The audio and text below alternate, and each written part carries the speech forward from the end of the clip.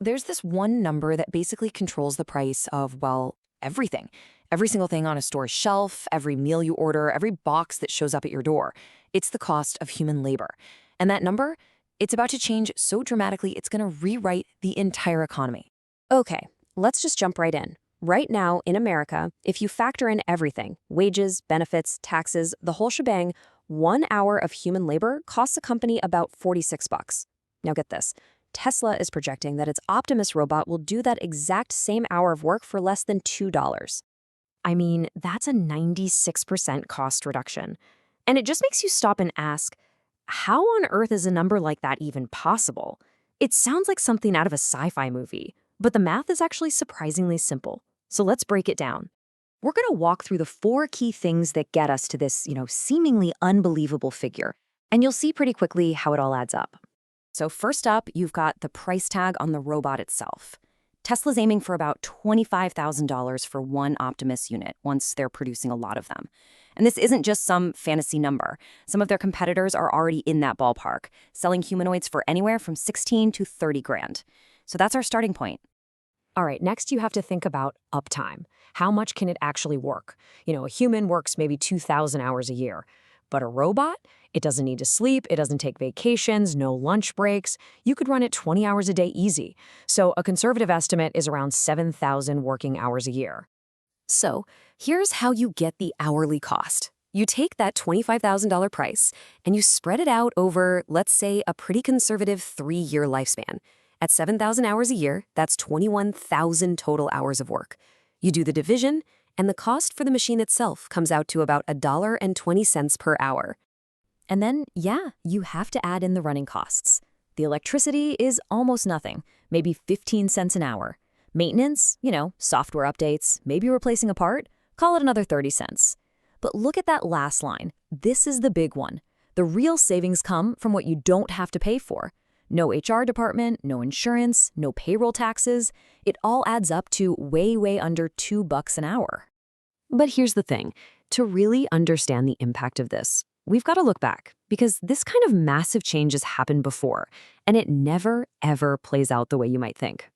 We need to talk about this fascinating economic idea called Jevons paradox. It's a little counterintuitive, but here's the gist.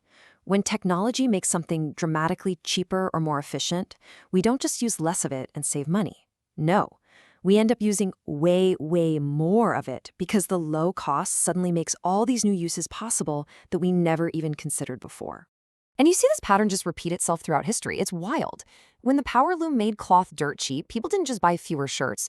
The entire fashion industry was born, and textile jobs actually exploded. When steam engines got more efficient, we didn't save coal. We burned way more of it to fuel the Industrial Revolution. And when computer chips got cheap, we didn't just get cheaper calculators. We put computers in literally everything. Robots are about to do the exact same thing to physical labor. But this whole story isn't just about saving money. There's an even bigger, more fundamental reason this is all happening right now. And it's that, frankly, we are running out of people. Just take a look at these numbers. For a population to stay stable, the birth rate needs to be 2.1 children per woman. The United States just hit its lowest rate ever, 1.6. And South Korea, a staggering 0.72. Pretty much every major developed economy in the world is staring down a demographic cliff. And that brings us to a really stark and unavoidable reality. The factory workers, the elder care workers, the people stocking warehouses in the year 2045, they were never born. There is no government policy that can fix this demographic problem in time. You just can't manufacture a 25-year-old human. But you can manufacture a robot. So, if this change is basically inevitable, the next question is, why Tesla?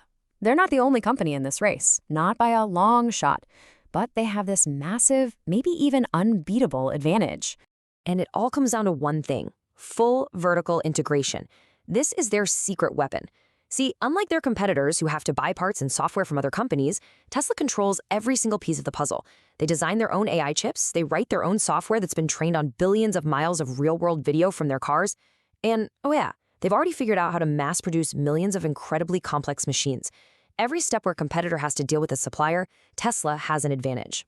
So let's just put it all together for a second. You have a massive drop in cost, a demographic crisis that basically makes this necessary, and a clear leader in the field.